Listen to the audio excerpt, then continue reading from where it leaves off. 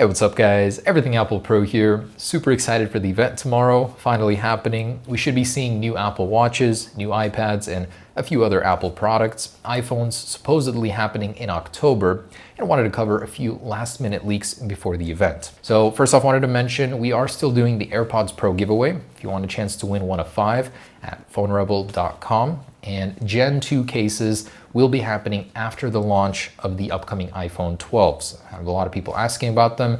They're going to be the best, the sexiest, and most durable cases on the market. First off, let's take a look at the final iPhone 12 Pro design. I think this is one of the rare few times we actually got a glimpse at the actual chassis, the housing unit of the upcoming iPhone before launch. And thank you to who sent this to me. I know a lot of people are skeptical online, but this is the real deal. So we get a look inside and on the exterior. On the exterior, you can see the LiDAR sensor, the placement was correct. It will be underneath the ultra-wide lens with a mostly intact triple lens setup from the iPhone 11 Pro series.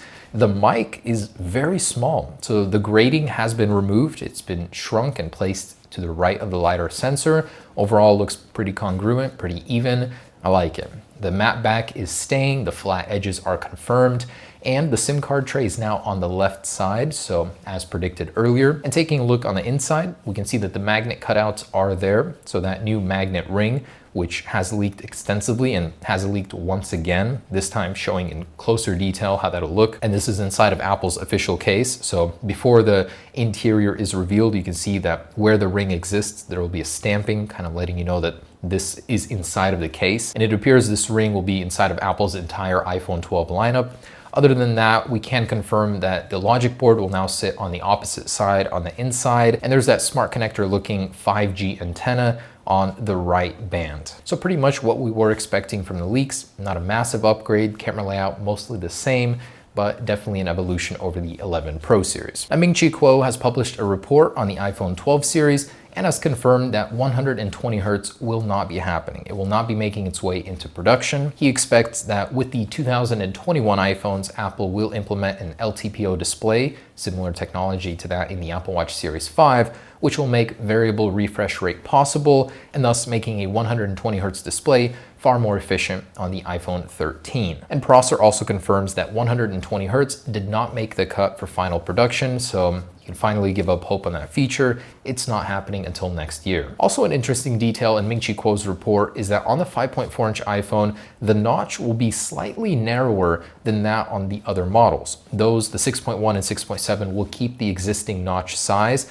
On the 5.4-inch iPhone, namely, Apple had to shrink that one in order to fit in the date and time and usual information there. This clears up so much confusion because in the CADs, this notch was slightly smaller on the smaller models, but not on the larger ones. Now we know why that is. And Ming-Chi Kuo explains that you'll be able to order this year's iPhones with and without millimeter wave capability. The iPhones without millimeter wave capability will be available to order first, and then millimeter wave. Unclear how long this duration will be between the models, but it's interesting that that's the way Apple's breaking down the iPhone 12 lineup. And Ming-Chi Kuo believes that Apple's event tomorrow is just to announce the new iPad Air and the new Apple Watch Series 6. The Series 6 will not receive a redesign. There have been several rumors about potentially slimmer bezels on the Apple Watch Series 6. That's apparently not happening. And if there were a redesign, the soonest we'd be seeing it is in the second half of 2021. And even Mark Gurman of Bloomberg believes that the iPhone 12 will not be announced in tomorrow's event. Apple will hold a separate event in October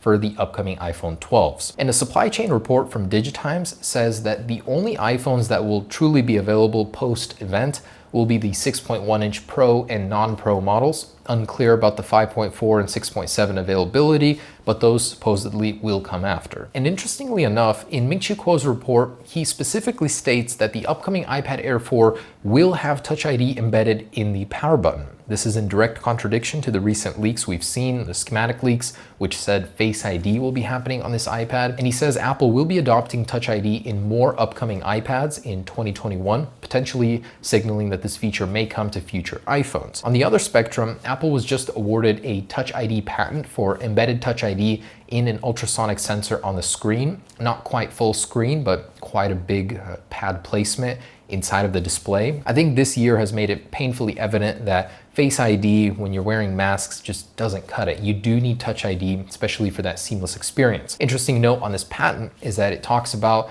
with apps where you don't have to lift your finger even from the screen, it'll scan it, and you can seamlessly integrate with apps, save you time instead of having to place your finger directly where you need it to. And iOS 14 will be releasing in September. Mark Gurman of Bloomberg does believe that Apple will be releasing that sooner than the iPhone 12s. Those are slated to arrive with iOS 14.1 later in October. And another leak from John Prosser, he's detailing that the Apple Watch SE, the upcoming cheaper Apple Watch model, will not be a Series 3 design with newer internals. It'll be a Series 4 design, so exactly like that of the Series 5 and potentially Series 6 here, but notably missing a few features like the electrocardiogram and the always-on display. Also, interestingly enough, is Apple may change the naming structure for the Apple Watches. Although this is only used internally, it doesn't mean anything, but they may name the cheaper models just Apple Watch and the more expensive Series 6 the Apple Watch Pro, which would match the rest of the lineup. I mean, AirPods even have a Pro model. And props to John Prosser for this one. He has shared the final design of Apple AirTags.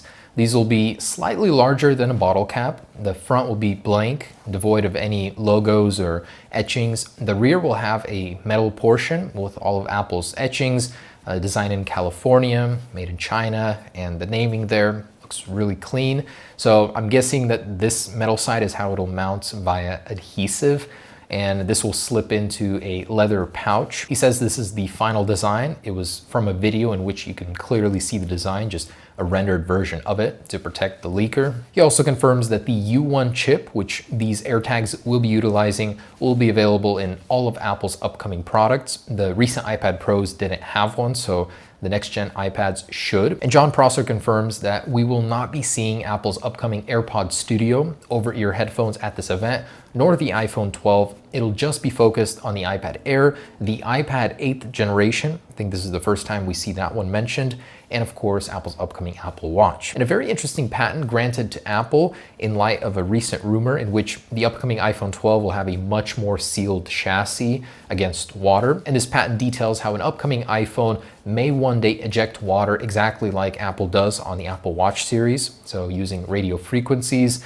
to eject various viscosities of water. Also, Apple's upcoming A14X chip, which will be making its way into the upcoming iPad Pro series and the Silicon MacBooks, they'll be sharing the same architecture, will be making its way into production in the fourth quarter of this year. And according to leaker Ice Universe, Apple has ordered a large number of foldable displays for research and development on upcoming iPhones, signaling that they're still working on this full steam ahead. And not stopping at foldables, Samsung is now working on transparent displays, which may make its way into a smartphone one day. Unclear how this may be useful, but it certainly will have futuristic wow factor. All right, guys, that's it. I'll see you tomorrow at Apple's event. New Apple Watches, of course, something to get excited about. Navy blue on your wrist, and eventually in October in your pocket. Thanks for watching, guys. Stay tuned for the next one.